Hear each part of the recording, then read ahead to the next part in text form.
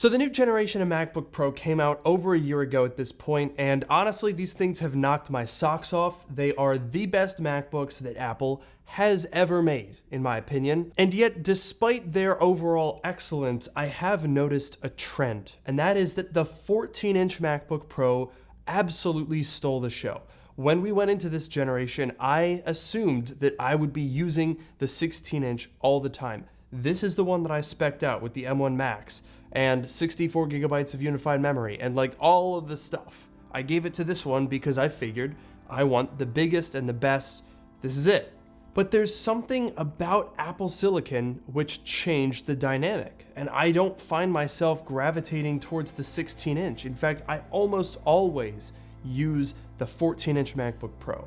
So today I want to talk about what changed and the problems that might lie ahead for the 16-inch MacBook Pro. And of course, I've got a solution that I think Apple should implement. So let's get started, shall we?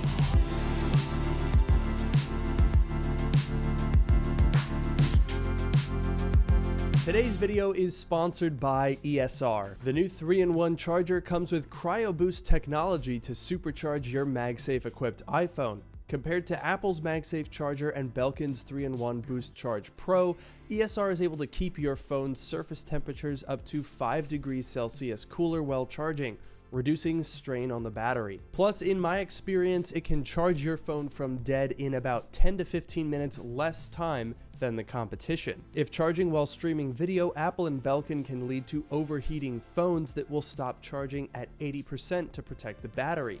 But CryoBoost keeps going, allowing you to charge your phone all the way. There's a button to deactivate CryoBoost for charging overnight, as well as Halo Lock Charge Pad for your AirPods, and space to add your Apple Watch charger as well. And all of this comes at a price far lower than other competitive 3-in-1 chargers. To check out ESR's Halo Lock products, check out the link in the description below. And now let's get back to the video.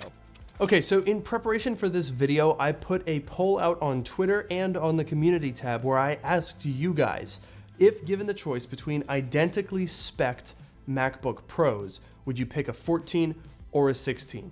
And I was surprised to see that the overwhelming majority in both polls picked the 14-inch MacBook Pro. So let me know in the comments below which one you picked. And while you're doing that, I'm pretty sure I can guess your rationale as to why. If you picked the 16-inch MacBook Pro, I would bet that your primary consideration was you want the biggest screen and the biggest battery, and you're not concerned, for the most part, about portability. But if you picked the 14-inch, then I would bet that you picked this because the performance is pretty much the same between them, and so you would rather have the easier to carry and more portable option. And the $200 savings is pretty nice as well. The thing that has changed the game is that the 14 and 16-inch MacBook Pro is like picking between an iPhone 14 Pro and Pro Max. You're not getting extra features or extra functionality out of the larger size. It's a preference thing. Yes, you get a bigger battery and you get a bigger screen, but that's about it. And as a result, the 14-inch MacBook Pro is far more popular, not just with you guys, but with consumers in general, because it doesn't have any compromise. You don't need to buy a huge laptop to get good performance. And that is a very key difference. And as a result of this new dynamic, I think the 16-inch MacBook Pro is in a slightly weaker position than it otherwise would have been. To explain why, I gotta give you guys a little history lesson.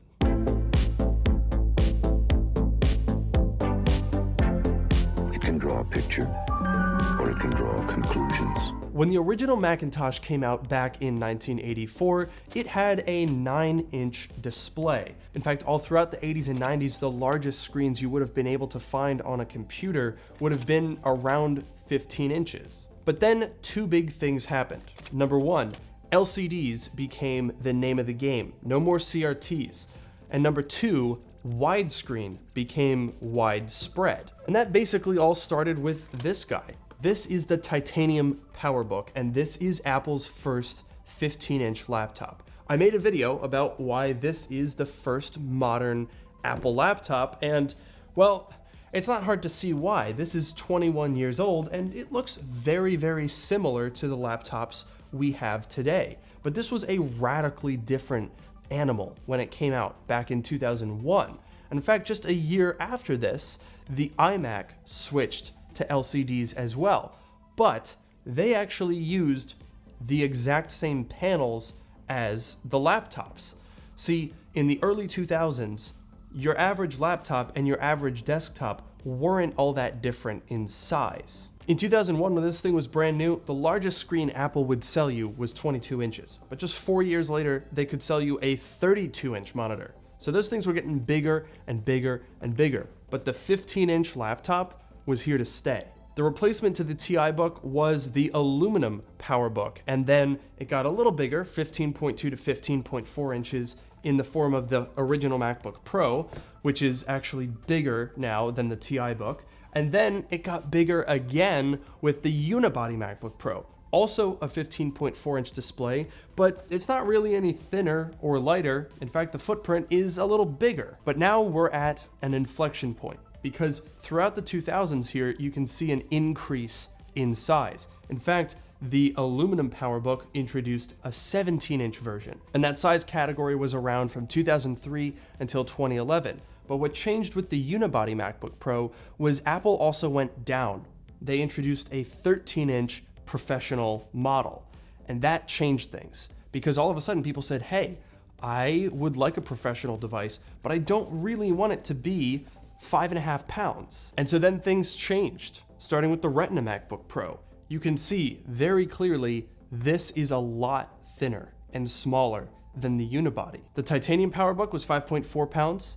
The aluminum PowerBook was 5.6 pounds. The first gen 15-inch MacBook Pro, 5.6 pounds. The unibody, 5.5 pounds. That's more than 10 years where they were all the exact same size and weight. But then the Retina came along, boom, 4.46 pounds. All of a sudden, portability and weight are a factor. And that peaked with the most controversial generation, the 2016 Touch Bar MacBook Pro. This is dramatically smaller in every dimension. It's 4.02 pounds. So it's a full 1.5 pounds lighter than what Apple was shipping for the entire 2000s. But this generation revealed the problem with going for thin and light. And that was, as we all know, they sacrificed everything to get this form factor. The thermal solution was nowhere near good enough, so they would overheat. Apple couldn't even put more powerful GPUs. Most laptops used 45-watt GPUs. These things had 35, so it wasn't as powerful as the competition. And, of course, the butterfly keyboard. We don't need to get into that again. And so what we saw with the last Intel MacBook was a return to the mean. This went back up to 4.3 pounds, the same as the Retina generation. It increased the footprint, it increased the screen size. This is when Apple said, okay, maybe we sacrificed too much in going for that smaller size. But remember, all of this is in the context of Intel. Everything changes when you bring Apple Silicon into the mix, because this is smaller and lighter than everything else here. The 14-inch MacBook Pro weighs 3.5 pounds. Even in 2016, where Apple sacrificed everything to make it as thin and light as possible, they didn't get that small. And this doesn't have any problems with overheating or using weak components. This is a powerhouse. And so basically what you find is people were buying these large laptops because they had to. If you go back and look at the 13-inch MacBooks that were being sold alongside all of these generations, they weren't even viable, right? Not until 2018 did we even get quad cores in a 13-inch MacBook, and they never had dedicated graphics. But now that we're not backed into this corner of having to buy the big one, you can get away with a small, powerful laptop, which is, I think, what we've all wanted all along. But where does that leave the 16-inch? Because if we put that on our pile here, well, it looks like we've basically backtracked all the way to the early 2000s. The 16-inch MacBook Pro is nearly 5 pounds. So the 16-inch MacBook Pro now is more like the 17-inch MacBook Pro was 10 years ago. It's a massive thing that you would only really buy if portability isn't your key concern. And while it's generally good that you can pick a huge screen with lots of performance and a small, compact screen with lots of performance, I have to say, I think we're glossing over a really good thing. The 15-inch MacBook Pro of the Touch Bar generation, as flawed as it was, and you saw how long it just took to wake up from sleep there, as flawed as this thing was, this form factor is actually very compelling. And if Apple brought this form factor back, 4 pounds, 15-inch display, thin and light design, I dare say that would be my choice. I don't know that Apple necessarily needs to have 3 different size MacBooks, all with just 1-inch size intervals. So I don't think Apple is actually going to bring back the 15-inch MacBook Pro as we know it. But there have been plenty of rumors suggesting that we could see a 15-inch MacBook Air, something more entry level. And that, I think, is a conversation worth having. Think of it kind of like the iPhone. We have the 14, the 14 Plus, the 14 Pro, and the 14 Pro Max. So an entry level, small and large, a professional level, small and large. I think Apple should bring that back. Let me know what you guys think in the comments below. As usual, thank you for watching this video. I had a lot of props today, so quite the pile going on here. And if you liked it, leave a like down below. Don't forget to subscribe, and I'll see you in the next one.